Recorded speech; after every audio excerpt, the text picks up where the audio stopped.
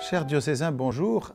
C'est aujourd'hui le 11 mai, jour du début du fameux déconfinement. C'est aussi le jour où nous devions prendre les cars depuis la Saône-et-Loire pour aller en pèlerinage diocésain à Lourdes.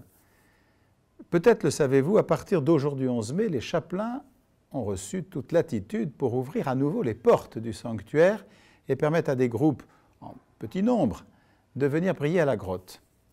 C'est une joie. Je vous invite cette semaine à quelque chose d'un peu particulier. Nous avons réfléchi avec un certain nombre de prêtres et de membres de la direction diocésaine de l'enseignement catholique, de l'hospitalité.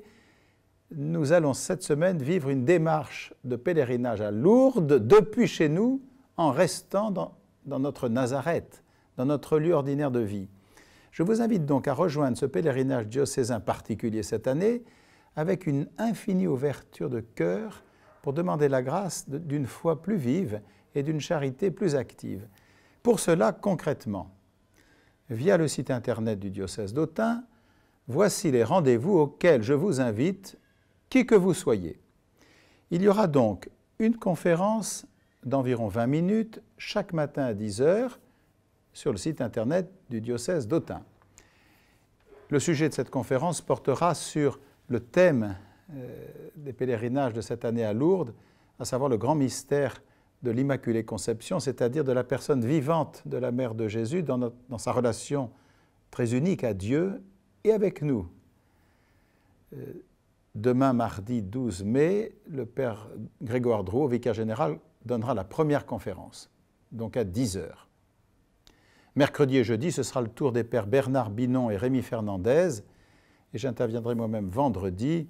Je voudrais m'appuyer sur une réflexion qui m'a toujours beaucoup éclairé de mon évêque jadis à Marseille, le cardinal Coffi, s'adressant à des bénédictines sur la confession de foi de l'Église en Marie, Mère de Dieu. Je connais plusieurs personnes qui, chaque jour, déjà, se joignent à la messe ou au chapelet diffusé par les chapelains de Lourdes. Donc, à 11 h chaque jour, vous êtes conviés sur ce même site du diocèse à suivre l'Eucharistie célébrée à Lourdes. Et à 15 h, à suivre et à vous joindre au chapelet. Je voudrais dire ici que je connais plusieurs personnes, proches de moi d'ailleurs, qui chaque jour puisent énormément de force, de réconfort dans le fait de suivre sur KTO ou sur des radios catholiques le chapelet de Lourdes. Samedi prochain, nous devrions rentrer de Lourdes, mais nous ne serons pas partis à Lourdes. Ce sera la messe chrismale à Autun, comme je l'ai déjà annoncé. Vous y êtes tous invités depuis, bien sûr, votre maison. Il ne nous sera pas permis de nous retrouver nombreux à la cathédrale d'Autun, et nous serons donc en un tout petit groupe, une dizaine de personnes, dans les règles qui nous sont demandées d'observer en ce moment.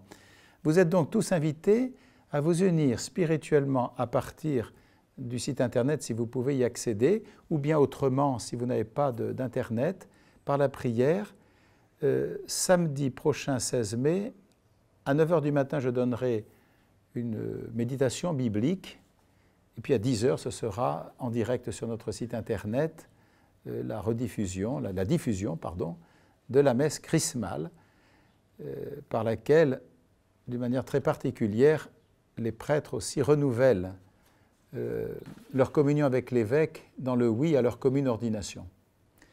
Nous penserons particulièrement au cours de ces temps de prière cette semaine aux personnes âgées, aux personnes malades,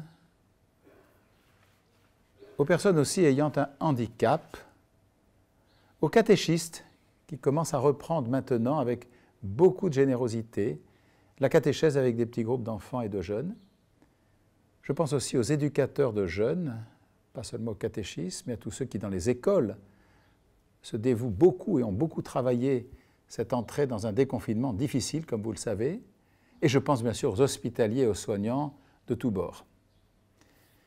Vous verrez, chers amis diocésains, ce que vous pouvez faire, le temps que vous pourrez dégager, mardi, mercredi, jeudi et vendredi cette semaine, pour que nous nous unissions très largement et nombreux à cette démarche de pèlerinage depuis notre Nazareth en demandant l'ouverture de foi et d'amour de la Sainte Vierge.